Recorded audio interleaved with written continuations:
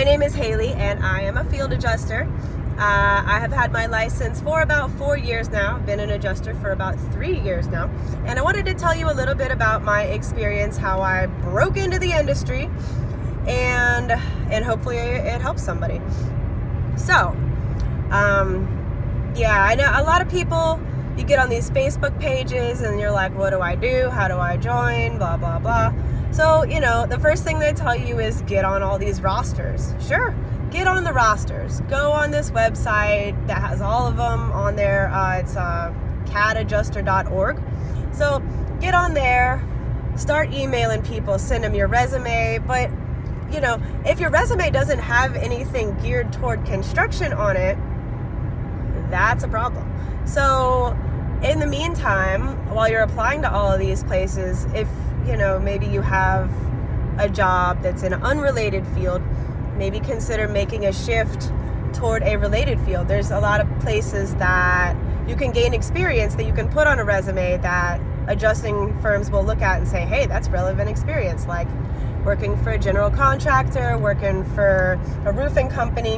Whatever you can do that is relevant is definitely 100% helpful. So I started out my first year basically feeling sorry for myself because I couldn't figure it the hell out. I had no idea how to get a job. I had no idea how to get any more experience than I already had. And granted, I did have experience because I was flipping houses at the time. So, I know what different shingle types are. I knew what siding was. I knew different floorings, the basic stuff. So that was helpful. But, so what I did is I started working for a roofing company, and I was an estimator. It was a roofing and gutter company. Estimated for them and gained some experience. Learned how to climb on a roof, which I think was probably the most important thing I did, because some of the things that I did with my boss were sketchier than anything I've ever had to do in the field. Oh my God. Like there's times where we get on 7-8 pitch roofs, like it was only a couple days into the job. And real life, that's not sketchy sometimes, but in the adjuster world, anything past a 7, they consider steep. So whether you can climb on it like a monkey, not everybody can, and especially if you've never been on one, you can always practice. And I know that sounds silly, but get up on your own roof or go to a friend's house and make sure they have liability insurance, but get up on their roof and make sure that you're feeling safe about it and get used to it. Because when you get out there in the field and you meet a roofing contractor and they hop up on that thing and you're like, I don't know about this, you're still got to get up there. You do. So, I'm not saying ever, good God, never put yourself in a situation you feel uncomfortable about, but you are expected to climb on roofs, 100%. So that being said, there's always people that can climb on roofs for you if you decide that they are unsafe. Ladder assist, pilot's great for that. If ever you feel unsafe, you can call ladder assist with them. Or if it's with a different firm, you can usually arrange some kind of third-party inspection to be done if you felt unsafe getting on the roof. So anyway, to talk about how I got started, I gave up for a year. I did. I was like, I can't figure this out. I have this stupid license, whatever. I'm throwing it in a drawer, and I don't know. I give up. And then I think one day I was like, you know what? Fuck that. I'm going to figure out how to do this. So I figured out how to do it. I got in touch with one of my friends that hesitantly let me come on a couple inspections with him. Learned a little bit about how to measure things, look for damage, what's covered in a flood, basically. And that was just in my local area. So then he suggested that I join the mentorship program for his company. And so I kind of made a summer out of it. I went to Mobile, Alabama, and I took the Pilot Claims College instructional course. It's like 10 days of Xactimate fun, identifying damage, all different kinds of stuff, just learning what the heck you're getting into. And Blaine Smith is the instructor for that. He's awesome. So if you get to take his class, he is hilarious. I don't think he means to be, but he's pretty funny. And then after that, I went to Louisiana and I took the flood mentee training program, which you learned all about the NFIP regulations and rules and how to write for flood claims and what's covered, what's not covered, different things like that. There's a lot to that. That's why they require you to be an adjuster for a long time in order to receive your NFIP card. So, you know, you got somebody's whole world in your hands when a house gets flooded, and you really gotta be serious about that and make sure that you're not making any mistakes and doing anything that can be harmful to them when figuring out how much money they need to rebuild their lives.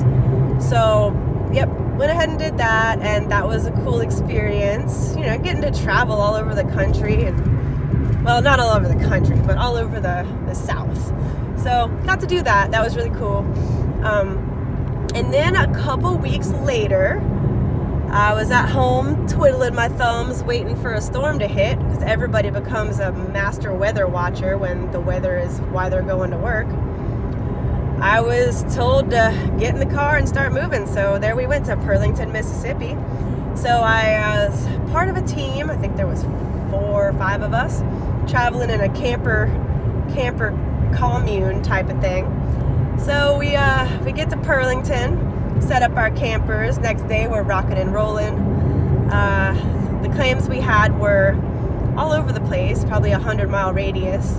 We're going into places that have no infrastructure, no gas stations, no water, no bathrooms, no food, all this really cool stuff. It sucked, you know, and it's just like, you're just trying not to pass out, you know. You get used to it. It's like 100 degrees outside. And the first couple days, you're like, man, I don't know. Like, I really might just pass out. And hell, you could. You could. You gotta be mindful of that. Bring a cooler. Bring some ice. Bring food. All those things you're totally gonna need, for sure, 100%. And, you know, we're going in, we're busting out, I don't know, I remember doing 7 or 8 claims a day some days, just starting out. But there was a team of 3 of us, you know, so I'll take the living room and kitchen and bathrooms and stuff, and this other guy's working on the bedrooms, and that guy's doing the exterior, and whatever. So yeah, we're rocking and rolling. My teachers were they were hard. They were very tough. They made sure I knew that I didn't know what the hell I was doing, and I didn't, you know. But transitioning that experience to my next deployment after that, I learned that the toughness that they taught me was invaluable, because I'm expected to work 13, 16 more hours a day, and nobody else really knew that they were supposed to be doing that was a brand new adjuster. They just thought that they could, I don't know, wake up whenever they wanted to, get to their inspections, go back, maybe watch a YouTube video, maybe TikTok, probably go to dinner. Like, there's no time for that. Like, what are you doing? You know?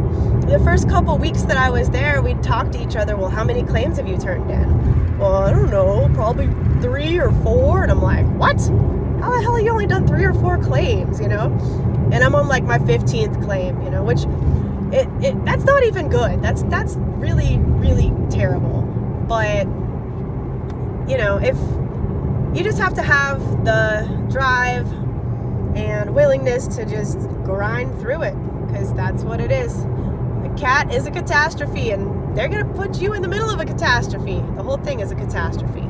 So just be ready for that. And if you can get some people to show you what it's like before you get there, then you'll know how to do stuff, what to expect, how much it's going to suck, and how to make it suck less. So hopefully that's helpful.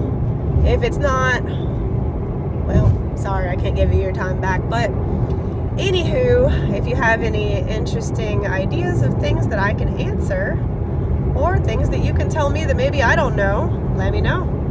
Alrighty, well, We'll see you out there. Be safe.